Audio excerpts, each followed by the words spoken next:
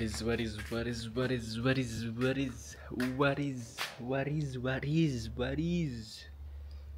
up guys? What is up guys? Welcome to another vlog, another day, another dollar, another day, another story. So day off natin ngayon, no? Sa nakikita nyo, as you've seen, manok lang meron tayo. So yun guys, as you have seen, wala tayong pang sahog sa panok. Wala tayong ibang ingredients, di pa ako naka-grocery. So guys, for my fellow Filipinos who are here in Australia, this is in South Australia, yeah? Yes, papakita ko sa inyo kung paano dumiskarte sa South Australia. $5 lang budget natin ngayon. Tara guys, tama ko kayo. Pakita ko sa inyo kung paano dumiskarte sa Australia. Wala kang grocery, wala kang pagkain, nagugutom ka. Ito guys, ito tips and tricks. Tara, sama ko kayo. $5. Kanan siya, liga. So guys, itong pupuntahan natin, ano siya, pangalan niya is Recreation Center. It's called the Recreation Center. It's for people who really need food. But yeah, for the sake of the video, for the sake of my fellow Filipinos who are new in this country, are new in this state, keep watching this video guys.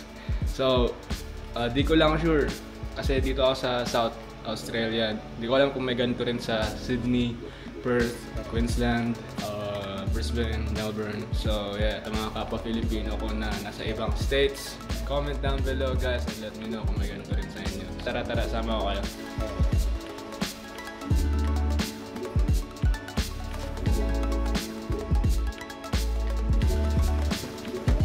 Ganda ng araw ngayon guys.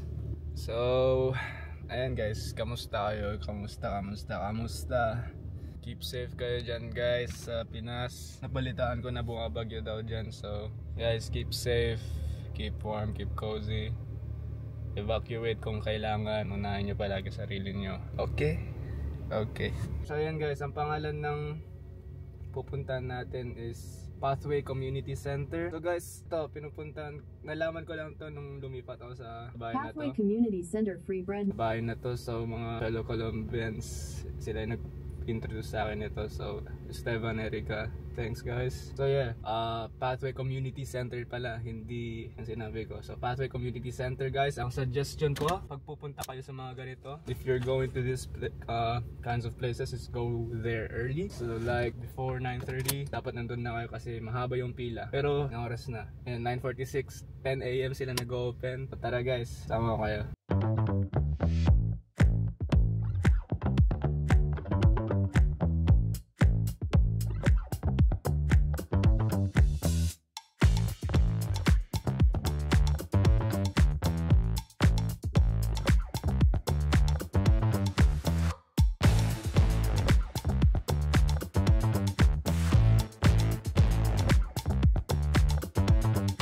So guys, nandito na tayo sa community center. Nakikita ko guys, ang dami ng tao. Ayan, ang dami nang nakapark. Hindi ko alam kung kita nyo, pero ang dami nang nakapark. So, ayun, baklasin ko. Try ko mag-record guys, kasi ang dami ng tao. Pero subukan natin.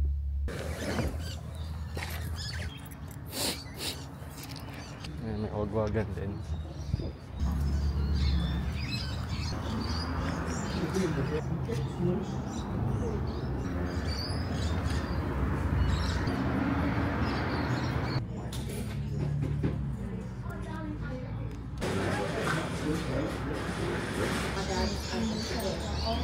That's right. Say hi, Hey, how you going? How about yourself? 04267. Hey. Oh, good. Oh, thank you. Yeah. I got you guys. Got it. So, ganun lang guys, no? Ganun lang kasimple guys. Hindi ako mayaman. Sadyang madiskarte lang tayo.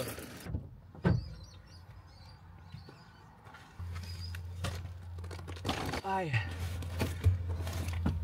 Uwi na muna tayo guys. At breakdown natin kung ano nakuha natin sa Pathway Community Center. Ayun guys, so time check 10:23, hindi ganun katagal, pero ayun, mag-aantay lang. Kita nyo naman sa video, may pila, pero at least ngayon hindi masyadong mahaba. May mga days lang talaga. There are some days that queue would be so long. Depends on what days. So yeah, so para maka-access kayo sa mga ganitong community center, kailangan nyo lang mag-register sa kanila. Kasi para silang church community center something, yeah. Ayan, kita nyo naman guys na mayroon ding mga second hand stuff, clothes, second hand clothes for $1, for $1, for $1. Tapos, ayun, $5 lang guys, $5. Magkano yun sa peso? Maybe 192 peso. Ayun, ayun yung makukuha nyo. So, breakdown natin mamaya. So, hindi lang pala ito guys yung pwedeng pagdiskartehan. Meron pa yung isa na nalaman ko sa mga classmate ko na Pinoy din. $20. $20. Ayun, may isang parang mystery box. You'll be getting a mystery box, but it's filled with meat. So, puro karne siya guys. Lagi ko dito yung name ng places, si location. Tapos ayun guys, puntahan nyo kung dito kayo sa Adelaide. If you guys live here in South Australia, Adelaide, yeah, nothing to gatekeep. Something to help you save, help you survive. Especially for people like me, an international student living independently. Boy, gotta do what you gotta do. Kailangan natin dumiskarte. Walang hiya-hiya, boy. So ayun guys, uwi muna ako. Balikan ko kayo, breakdown natin tong mga nakuha natin. Peace out.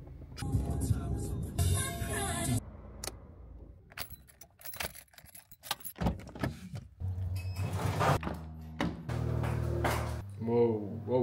So yun guys, makawin na tayo. Pakita ko sa inyo guys. So kita nyo, marami naman siya guys. Worth it siya. Worth it. Hindi. So guys, this types of stuff, it's a hit or miss. It's either you get something good or bad. So yeah, explain ko sa inyo guys kung bakit parang libre, quote unquote libre. Why do they give it free? Why do they only ask for small donations? Guys, some of these items that are in here, malapit na sila mag-expire. Kaya ganun, malapit na. Hindi naman lahat guys, not everything. Like this one, kita nyo? See, best before 28 October. So basically, kung kukuha kayo ng mga ganito guys, yung mga makukuha nyo dapat, ayun, lutuin nyo agad, gamitin nyo agad. So itong chicken guys, papamigay ko sa isang kaibigan ko na taga Fuji. Mas kailangan niya to kaysa sa akin. Tsaka para may dinner na din siya ngayon. Tignan natin guys, breakdown natin kung ano mga nakuha natin. Wait lang. So, pastry stuff. Whole chicken, ready to cook meals. Ayan guys, ito goods na goods.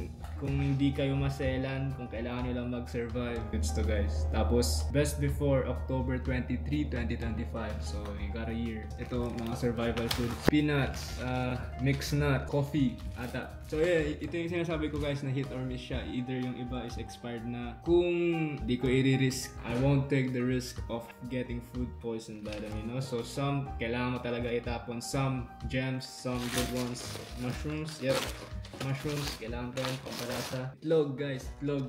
Mint, loaf bread, asparagus. Ito pa ito. Anong tawag dito?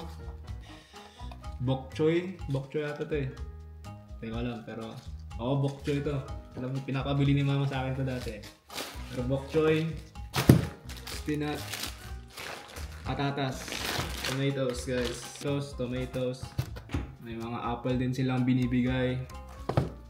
Mga seasoning, paprika, rosemary, basil leaves, ayan, tomato halves, mga banana,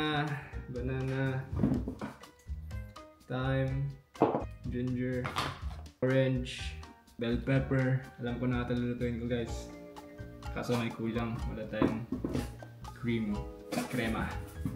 So ayan guys, kita nyo naman thumbnail. Ganyan siya karami. Yung mga iba, pabulok na. Pabulok pa lang guys, hindi bulok ha. Pero meron yung iba yung bulok na, parang ito. Itong salad na to, na tapon natin yan guys. Huwag natin i-risk na magkasakit pa tayo. Mas afford ko maging healthy kaysa magkasakit. Alam nyo yun, mas mura maging healthy kaysa magkasakit guys. Trust. So yan guys. Montage, dami. So yung half guys, hatiin natin to, bigyan natin sa isang kaibigan natin na mas nangangailangan. So yan, luto na tayo ng breakfast, lunch, dinner natin. I'm gonna divide this packs into 2, give it to someone who needs it more than me. And I'm gonna still keep some for myself, especially these veggies bro. Yeah, spinach mine, asparagus, bok choy, patatas, potato. Hindi pa na-defrost tong chicken breast, kaya prep tayo. Let's try to make these items gourmet, you know what I mean?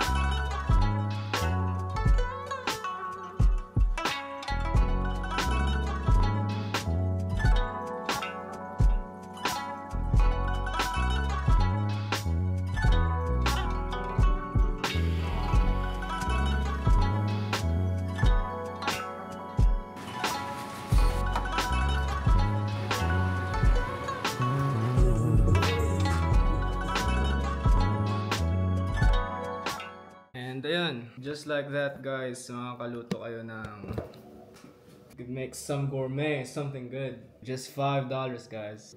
Hey, creamy mushroom chicken with some asparagus, spinach. And guys, $5 bro, $5. In conclusion, overall guys, it's a hit or miss, but high percentage of win, you know? It's like a 80-20%. 20% you get bad ones, but 80% of it is good. So ayun guys, kung isa kayo sa mga may balak pumunta sa Australia at kailangan pang bumelo, if you're one of us who want to come to Australia to study, to work, and you just need a jump start, here's a heads up guys. So that's it guys. $5 is not bad. Just gotta know how to work with what you have, you know? Alam mo lang dapat tumiskarte. And ayun guys, may bago tayong project na parating. Abangan nyo na lang. Lapit na. Planado na. Konting galaw-galaw na lang. So if you made it to this part of the video guys, salamat sa 145 subscribers natin. 80% of subscribers active. Wow. Ang lalakas nyo guys. Pero ayun, subukan kong i-push yung sarili ko na mag-upload ng weekly vlogs. I'll try to push myself to post weekly. Some of you guys are really waiting for some of my videos, and yeah, I may be busy, pero hindi dapat yun maging rason para hindi mag-upload, diba? So para ma-push rin yung sarili natin. So ayun guys, dito ko na i-end yung vlog. Salamat sa panonood, salamat sa mga suporta nyo guys. Abangan nyo yung bagong project natin na parating. Comment down below guys kung may mga content kayong makita, kung may gusto kayong makita dito sa Australia na curious kayo, tanong lang kayo, subukan ko gawa ng paraan. So yun, dito ko na yan yung vlog. Sa uulitin, paalam. Guys, so panalo. Creamy, creamy. Peace out.